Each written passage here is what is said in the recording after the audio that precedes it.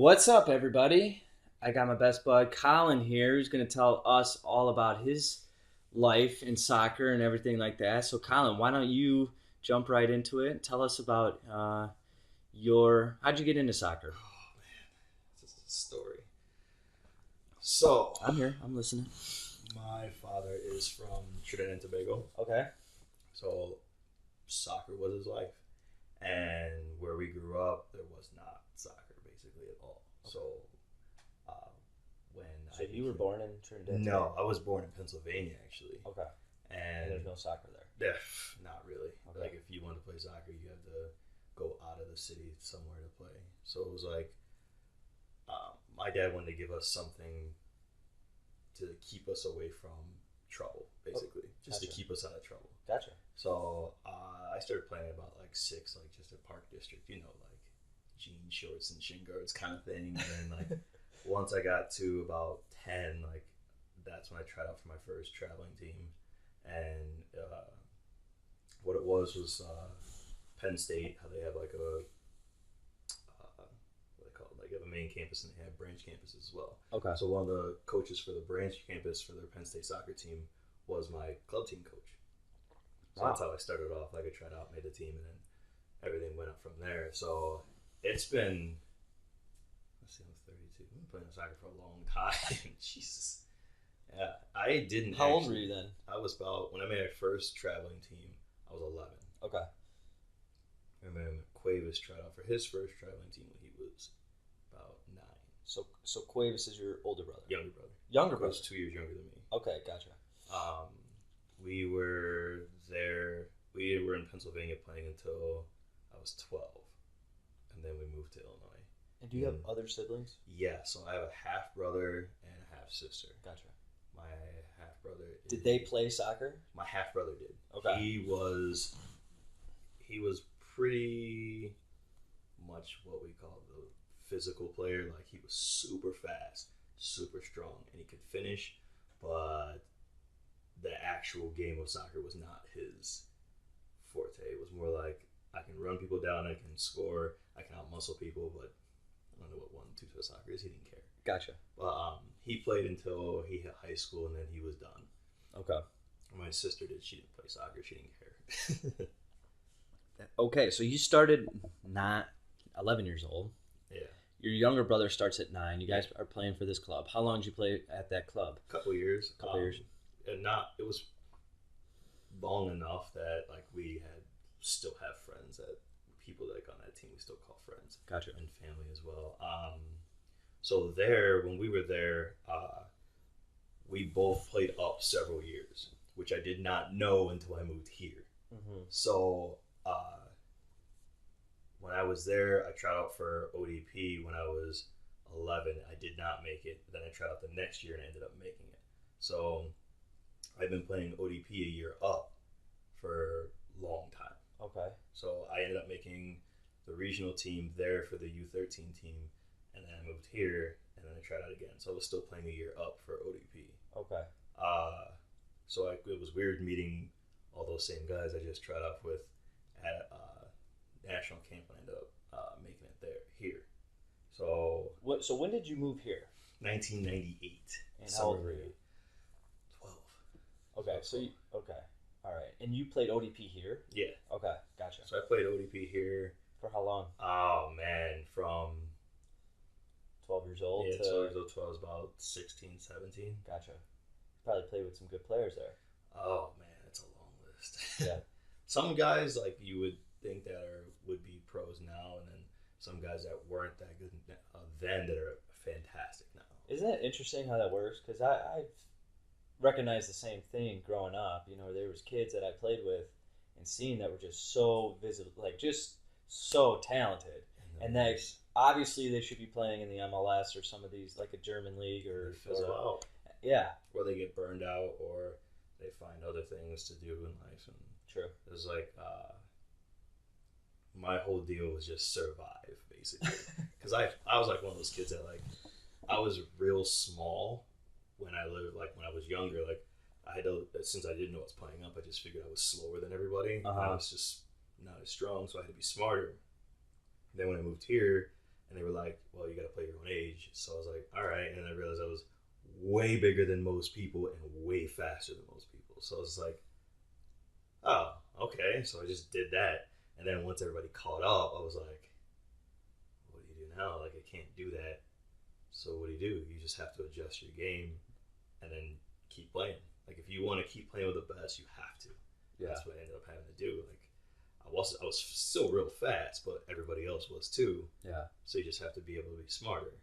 Right. And that's when you see a lot of guys I played ODP with that were so good young, and then everybody caught up physically, and it's like they don't know what to do. Yeah, because when they have a physical advantage at such a young age, they don't necessarily develop the soccer brains or the little things that that the little guys can use as an advantage. And then by the time, like you're saying, by the time they get older and the physicality matches, they're at a disadvantage. It's already too late. So if you grow up playing 1 and 2 touch soccer and you're running and you're faster, and then once you get older and then you still have that same game, you're already a step ahead of people, so you already know what to do. 100%.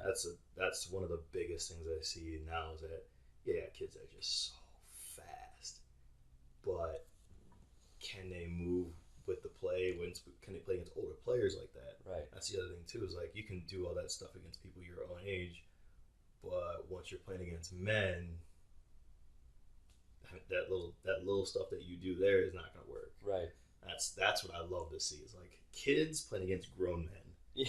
That's how we grew up. That's the test. Yes, that's how we grew up. Like at Magic, we had to play against like grown men at the Odeum. Like our coaches didn't care. No. Like you had to win. Like that was the deal. Find a way to win. Right. It's like, dude, it's been a weird journey for soccer. So I think you touched on an important thing there for kids that are, let's say, between the ages of 9 and 15 years old that aren't quite there physically. Though for those kids, you can't get discouraged. Not at all. You have to think long term, and that's one of the things that I tell my players that I train all the time is like you have to be patient. You have to have a long term mentality, because if you get discouraged because of physicality, you're never going to make it. Prime example, Jonathan Spector. Okay. Jonathan Spector, when I first met him, we were really young. He was a really tiny child. Okay. Like, he was not, I guess, far as skill-wise and physicality, he was good, but he wasn't a great player. Mm-hmm. Like, it took him a little while to get, once he got, like, set into his body and he understood the game of soccer, he was gone. But that wasn't until we hit about 15, 16 years old that happened. And he just kept going with it. And there were some guys that are just like that from the get-go. Yeah. But that's one guy I was like, great kid, but he kept pushing and pushing and pushing and pushing and pushing and pushing. And that man played at Man United for a while. Like, come on. Yeah. Like, American players don't do that. Yeah. That's crazy. That's crazy. You have to be relentless. Yeah. Even if you're a little guy, you know? It even more so, like, that's the same thing with my brother. Like, he was real tiny for a long time. Okay. But skill-wise, he was still really good on the ball because he had to be. And then all of a sudden, he went from, like, 5'7" to 6'2", and it's like he still had those same skills, but it still took him a little while to grow into his body. But I see. It's like one of those things, like, if you don't develop everything at a young age, once you get older, regardless if you get bigger or you stay the same, it'll only help you. Absolutely. Now, your brother had a pretty interesting career. Oh my God, it's before we talk about his career, I want to talk about your career. That's perfectly fine. Yeah. So you played ODP through your teens. Was that like you played at Magic as well? Yes. Tell me about your experience with Chicago Magic at like ages 15, 16, 17. How that compared to ODP? What the competition was like? How was that experience? So I will say this, as far as the struggle, practice at Chicago Magic was probably the hardest thing I've ever had to experience in my entire life. And was it not like the one thing that like made you a good player? Oh, absolutely. So it was absolutely. I did a lot of training on my own with just me and my brother and my dad. So like as far as foot skills, that stuff, like that kind of stuff never stopped. Now, Was that like a daily thing? oh, absolutely. Daily. Absolutely. We only have practice for club Tuesdays and Thursdays. I mean, between the ages of 12 and like 18, how many days? Every day. How many days did you not touch a soccer ball? Like 5? Probably. Maybe 10? I will tell you, the only times that I was not practicing was if we had games or if... No, I'm saying not touch a soccer ball. Not touch a soccer ball at all? That doesn't happen. Right? Maybe happen. 5 times. Maybe not at all. Maybe not at all. Wintertime. I'm thinking like Christmas, if your parents are dragging you around to family and friends. Like, if there's a day you're not touching a soccer ball as a kid and you think you're going to go make it, like, you have to touch the ball every single day. It's a weird concept now that you put it that way, because now I think about it, holy crap, there probably wasn't a day that I didn't touch a soccer ball. See? That's what I'm saying. I think the only time I wasn't playing, because once I hit high school, I think that's where things got weird, because I was a year ahead of everybody for high school. You went beast mode. So I so I graduated a year earlier than I was supposed to. So once I hit high school, it was high school soccer. Okay. I was also in band as well. Okay. And then it would transition into club. Gotcha. But at the same, here's the messed up part.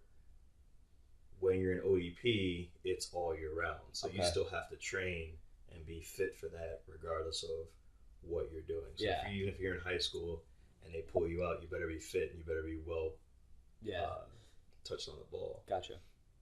So we played, I did not go to residency like Cuevas. I was in the national team pool for that, but I did not get to go to residency for like Cuevas did. Gotcha. I was on the regional team from ages 13 to 18. And every year, same thing. It was a grind. So that's the biggest thing that was so easy for me, because I played at Magic. It was just like every day you wake up, you practice. I was like, all right, easy. Because every time you went to practice for Magic, it was so physically and mentally hard. Not just from the coaches, but from your own teammates. Yeah. Because everybody was on the same page. We were there to win.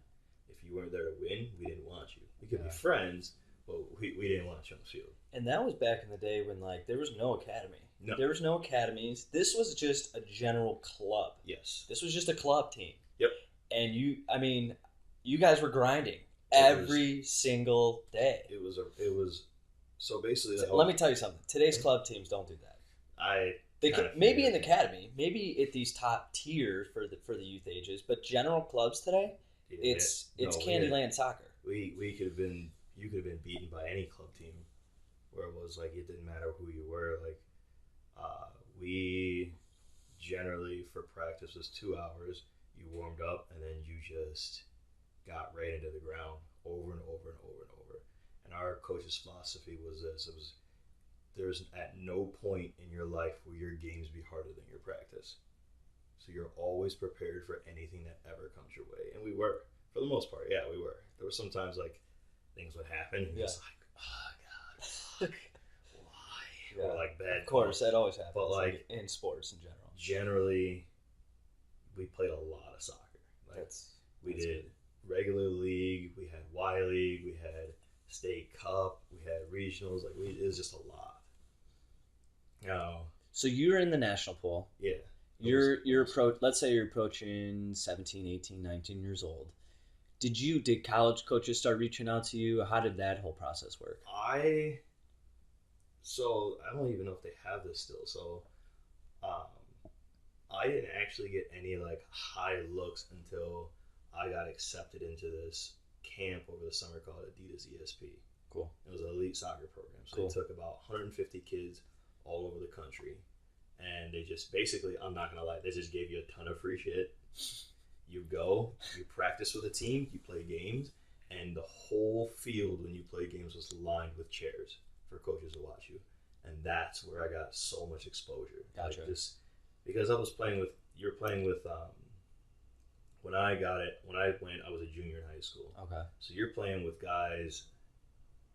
Okay, let me give you an idea of who was there when I went. Bragg DeZan was there. Gotcha. And he grew up where I grew up. Yeah. He grew up in Homer Glen, where I grew up. All those guys that were his age, and a little bit older and a little bit younger were within that pool, Mm-hmm. and there are some guys there that were just absolutely phenomenal. Like I was lucky. Like it was like one part of my mind was like, I'm lucky to even be here, and the second part of me was like, everybody's gonna remember this day. Like you're gonna remember me on this field. Like I'm gonna chase you down. I'm gonna get a hard tackle or something. Like it's gonna get rough. Like, That's the mentality. Let me ask you this: how did you get accepted into that camp? Because I think a lot of the audience, or at least the parents in the audience right now, like they want to know, how do I get these kids into these camps? So the one thing about playing with Magic is that you're always playing soccer. You're always exposed to people. Mm-hmm. So the one thing that we had was a good network of coaches and players. So not only that is being an ODP, I was always talking to coaches, always talking to players. It didn't matter what state they were from. We were always being able to engage with people. So if you're a quiet kid, you are not going to go very far. Gotcha. But I was always that person who was talking to someone. Talking to coaches. I always had friends from other states, like because they would remember like playing against them, or just guys that you were so used to playing against all the time. You see them like, hey, what's up, dude? Like just that, and then where you see a coach that recognized you in a game, and like you talk to them too. So it's just a lot of, oh, you remember this guy, and people recommend. So that to get into that program, you had to be recommended. Gotcha. Which was a huge honor for me, and I'm not gonna lie, I was so happy. I was so happy, dude. It was like about 4 days of just soccer. So the best part about that was not just a soccer. They made you take classes while you were there to give you an experience of how it would be like in college as well. I see. So not only interesting, they have you do that, you had to do seminars with special guest stars too. So they had Bruce Arena came in, Tony Sane came in. This was back in like 2002 when like, those guys were like awesome. Jurgen Klinsmann came in at one point. Holy cow. It was a good experience, but it was rough. It was a rough couple of days. Gotcha. I think the classes were rough. There's a math class that was fine. Took a science class, and I decided to take a logic class. And I have never hated a man so much. And it wasn't even like I felt everyone had the same thought when they left class. Like you were like when you left class, you were an idiot. You were really, really a stupid human being. When you got to class, you're like, you felt good about yourself. Then he would start talking to you, and then he would ask questions, and then you would leave like there was a bunch of guys that would just left just like this, just because it was just everything that you thought that you knew, you didn't know anything. You didn't know anything, and he was trying to prove that like if you come in with a mentality that you are the smartest person in the room, very quickly you will realize that you are not. Gotcha. And it's like, wow. Life lessons right there.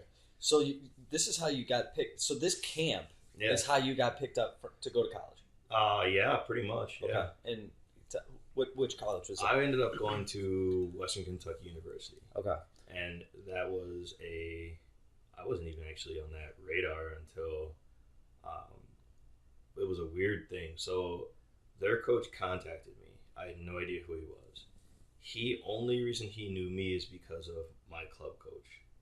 And then he started watching me, and then that's what the weirdness comes in, is that after I got accepted to go there, his son ended up playing with Cuevas. Interesting. So it was just like a weird experience there, and at the same time it's like, this is a weird team, but it was like playing for my own club team. Like the same style, same mentality. Gotcha. And how'd you guys do?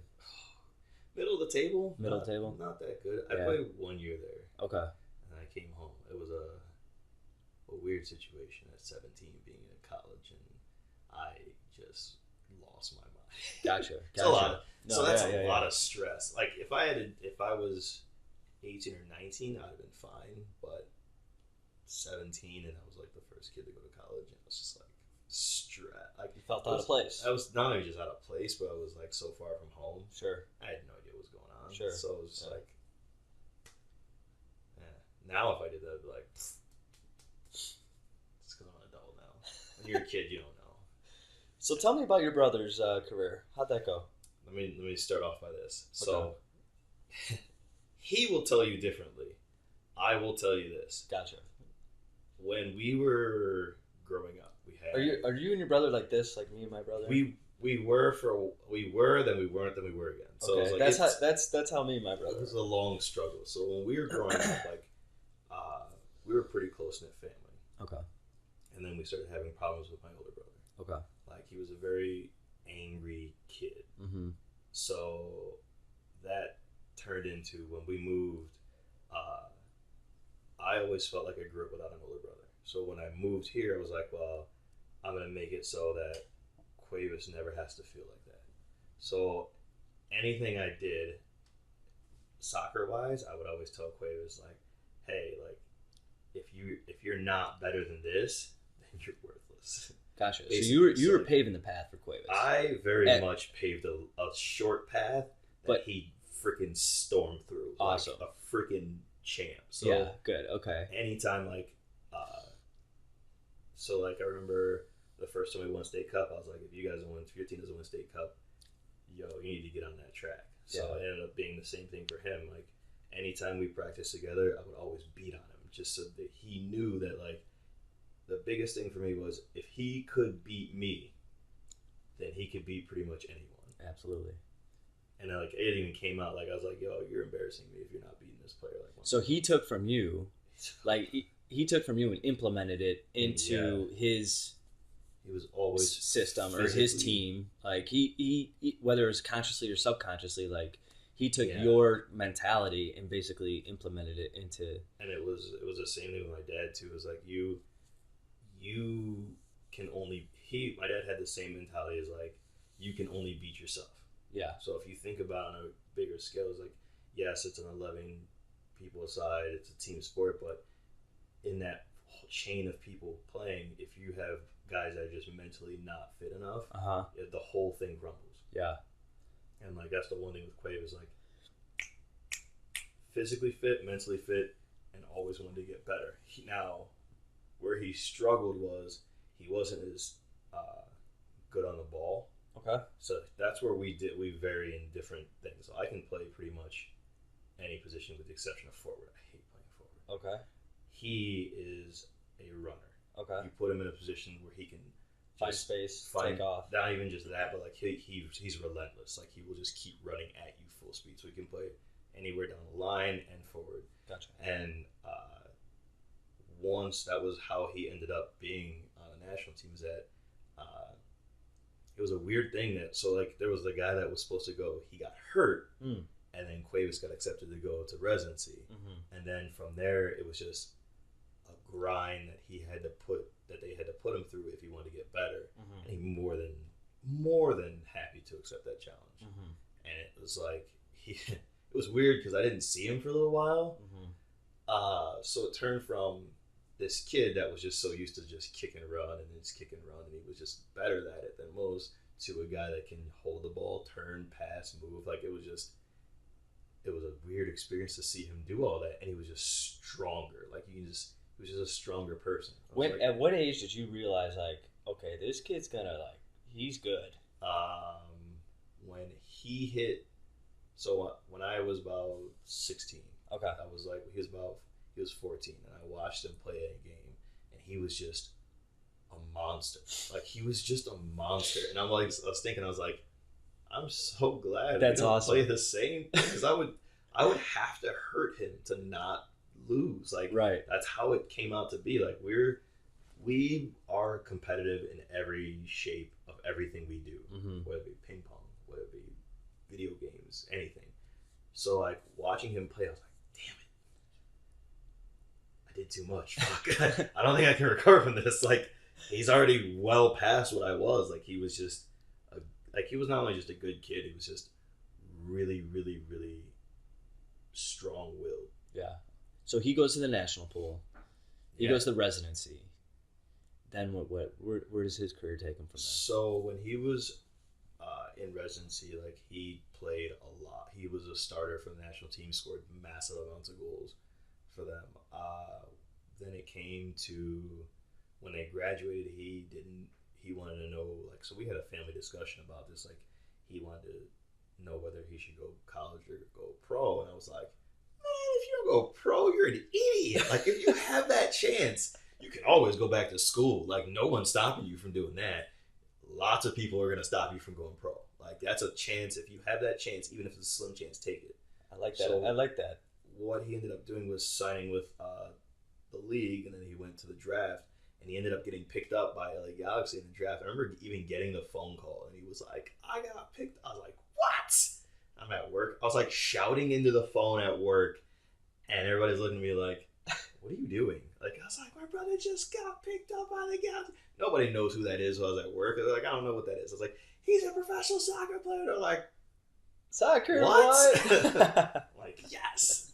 And like, that's where I could just see, like, that was once he got picked up by LA, it was like, now he was focused, not just to that he was a professional soccer player, but he carried himself like that as well, and he was determined to stay there. Gotcha. So that's another thing too, is once you get there, it's because here's the thing, MLS, like, the average amount of time a pro spends in MLS is like 3 years, like tops. You know what I mean? If you make it past 2 or 3 years, then you're probably going to be there for 10 years. But that first 1-2 years is critical. So he played at LA for 2 years. Okay. And they ended up getting traded to DC for a year. Okay. And then I can't remember what it was. I think it was due to not playing a lot. He ended up moving down to the USL. Okay. And then once he played at the USL, he was just, it was like more of a bouncing around kind of thing. We bounced around a little bit, but like not a lot. So I think he was at Minnesota. He was at Portland, and then he was at Rochester. Gotcha. I think those were his last years were at Rochester there. Okay. And then that's just a grind. Yeah. USL is a grind. Gotcha. So guys that play, I think guys that play in the USL for a long period of time are just monsters. Like that's like college grind to the ultimate level. Yeah. It was rough. So the other thing I will say too is that once you get to that level, you have to take care of your body. That's key. That's one of the hardest things. Yeah. Because then you have to associate, well, if you get hurt, can you keep playing through it? If you get injured, how do you recover? Yeah, on that level now, it's like if you take the time off to recover, somebody can take your spot. Mm-hmm. So it's just one of those things. It's like, if you get injured, if it's bad enough, take the time off. If it's not, your body will recover, but you better push and keep going. Mm-hmm. But that was the one thing I was like, his body is just destroyed now. Really? It's just his feet. Well, yeah. I can't even say it's just his feet. His feet are pretty messed up. Like, wow. I think he's broken between both feet, broken 8 times. Oh my god. Yeah. And that's a lot. Like where it's 2 is a lot for me. Like 8 is just is ridiculous. Yeah, that's crazy. So it took a lot of toll on his feet. So your family's been through almost everything. Yeah. That you can. I mean, really, your family's been through everything you could think of in U.S. soccer. Yeah, basically, yeah. That's basically what it was. A lot of traveling, a lot of driving, a lot of everything. Like there was a lot of times that our parents didn't go, or they didn't have enough time off work. There was a lot of times where we spent as a family. Mm-hmm. We did a lot of overseas trips as well. Okay, that was a new experience. My first overseas trip was to Guadalajara, Mexico. Gotcha. With the national team. Cool. And that was awesome. Cool. I also learned that don't drink water from other countries unless you know it's safe. One of the biggest things I learned from that whole overseas experience is nobody cares who the hell you are because they don't know you. Right. So if they don't know you, don't walk on a field like you own the place, because very quickly you will understand that they don't care. Gotcha. So the other thing too is American players, how it used to be when I was younger, they did not like American players. You had to prove to them that you deserve to be on that field. Like, yeah. I think the most uncomfortable. I think at that time, like, it was very much. USA was not known for good soccer. 100%. I mean, especially back then, it was like you're from America, you don't know what soccer is. Like, Yeah. you can't play soccer. It was- and It was like that every time we touched a soccer ball. absolutely. I think the one time where I played on a stage where everybody hated you, and then by the end of the tournament we were loved, was in Italy. Okay. When we went to Italy, we played in a tournament for the regional team, and it was an international tournament. So basically, like, they had a lot of Italian youth club teams Okay. that were there, and they were really good. Gotcha. So we ended up being grouped with Juventus's youth team, Holy who steamrolled us. Like, no way. it was 2-0, but it didn't feel like 2-0. It felt more like Like, 5-0, if- 6-0. I felt more like 10+0. Like, they missed a lot of chances. And then by the time that we got to play them again in our semifinal game, it was a whole different dynamic. Like, Okay. the crowd, like, actually, like, cheered for us. Like, when we first got there, like, people were booing us. Like, so, like, it's just like, oh, this is what we got to deal with, dude. Like, yeah, our coach literally was like, this is how it's going to be here. Like, you guys have to prove to them that, like, you deserve to be here. Wow. And it was just a lot. It was a hard thing to deal with. That one and Costa Rica. Gotcha. We went to Costa Rica. That was a international tournament with club teams and national teams. Okay. So we had the 4 regions go down there, and they had Brazil's national team was there, Panama's national team was there. I think Puerto Rico had a team there as well. Costa Rica's national team was there. There was a couple other ones, but the notable one was Brazil and Costa Rica. Those 2 teams were incredible. So you guys played well? We did not get grouped with Brazil. That was a freaking godsend. Region 1 got grouped with Brazil, and they lost 5-0. Wow. Costa Rica beat our Region 4 2-0. We ended up beating Panama 2-0. We smoked Puerto Rico, and then we lost to some team. I don't remember what team it was we lost to, but they knocked us out. But Wait, so you mentioned these parents the crowd was clapping for you guys and cheering you Yeah, guys. like- What, did you have a good game? What was that about? it was more of like the way we the first time we played we were so timid. Okay. Because we have never played in a field where like it was a stadium like packed, like it was like people everywhere, and I had never played in a place like that where it's like no one spoke English there, and if they did I didn't know, and they were just, you didn't know. So like every time we touched the ball, it was basically a shit show. Like it was like, fuck, like who's not gonna fuck up when we get the ball? Wow. So we were already like, after our first game, we were just like devastated. And then after that, like we were just, as a team, we were just like, yo, if we're gonna lose, at least lose like with some dignity. So every game after that was just a grind. Like we got I'm super interested in this because Yeah. like first game, let's say you're intimidated, right? New Yeah. environment, ton of people, like there's an intimidation factor there. You guys didn't play well. How did you change from that? How did you change the mentality going into the second game?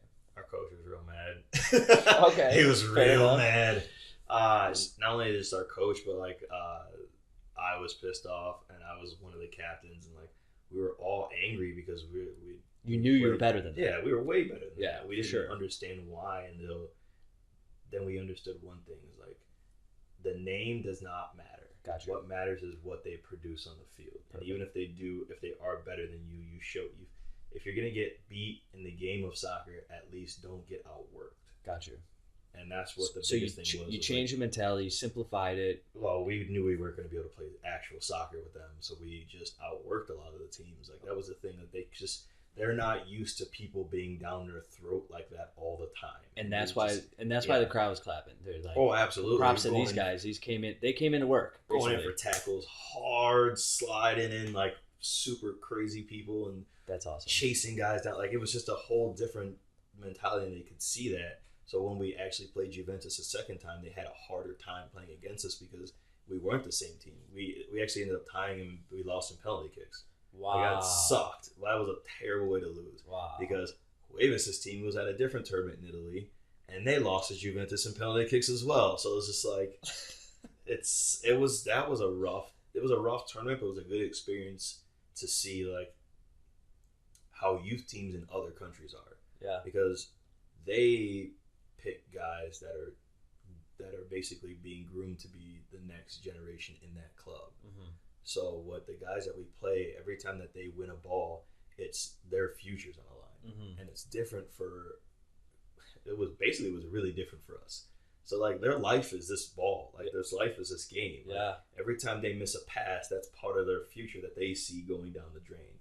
Every time that, I mean, if you think about it realistically, every time we miss a pass when we were there, it was just like, oh well, we played against Juventus. Who gives a shit? Like that's basically what it is. Like it's not gonna be this. It's not the same mentality.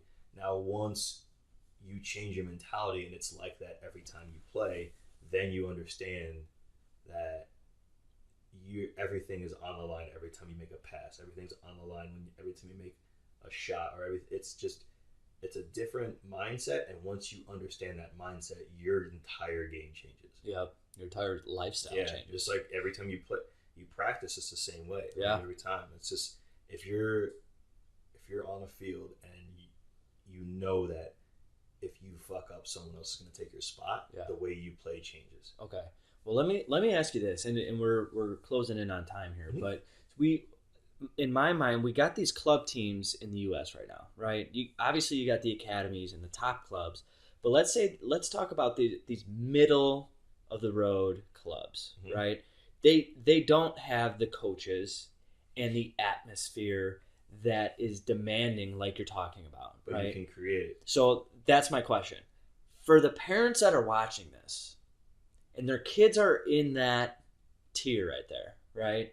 How do they implement that mentality into their kid or the team, or do you have a suggestion for? Yeah, I actually have a couple. Okay. So the biggest thing that creates that environment is your interaction with your coach. Your parents have to have minimal interaction with your coach. Minimal. Yes, minimal. Because you got to understand this. The parents it's not their decision. It's the kid's decision and it's the coach's decision. So if there's going to be any communication as to playing time, where they should play, that should only be between the coach and the player. Because you got to remember that a parent can say one thing, but a kid can show another thing. So if you have a parent that's like, oh, this kid plays forward, but clearly this kid's a midfielder, that's where he's going to have to be used. The other thing too is, as a kid, you have to have a focus. So if your focus is just playing the game, play on a team where that's acceptable. If you want to win, play in a team where winning is the main focus. But then you have to understand the mindset of everybody else on that team. If you have players around you that are just not there to win or to play to their best ability, you have to let them know. And I don't mean parents telling a kid or that.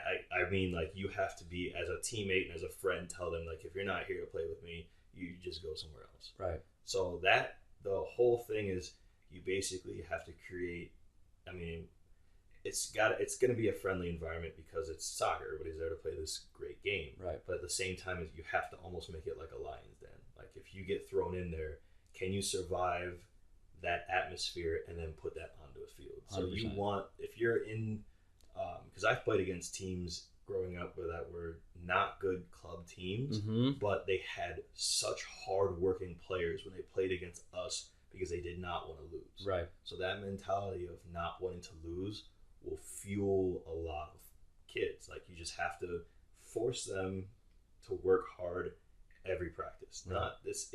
I understand that it's a game. You have to have fun. Yeah. But for you to progress in the game, and if you want to get better, and if you can't make one of those academy teams, you have to show a coach that you might not have the skill yet, But the heart's but there. but your heart has to be there. Yeah.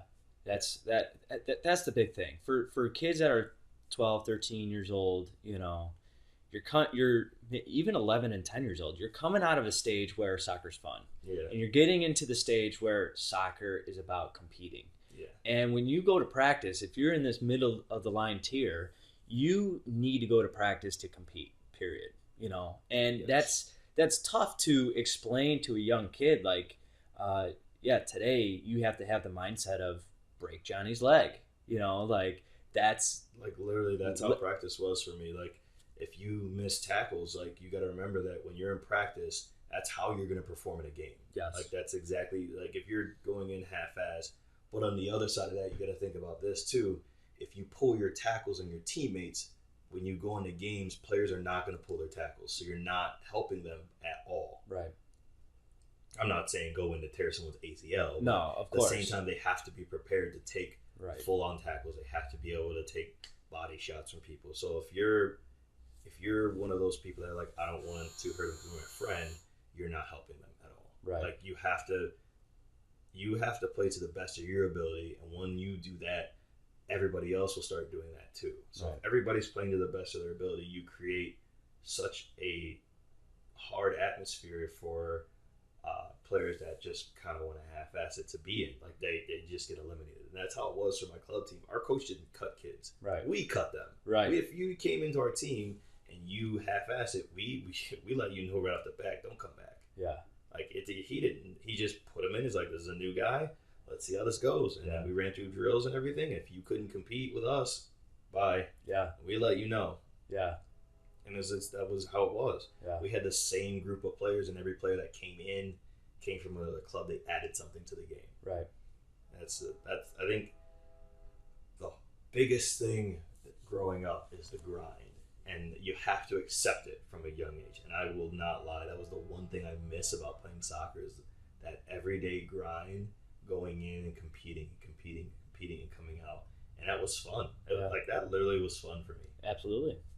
Well, Colin, we're up on time. Dude, thank you, man. No problem, man. I appreciate it. Hey, competing, that's why I do shit like this. There we go. Colin, everybody. We'll talk to you soon.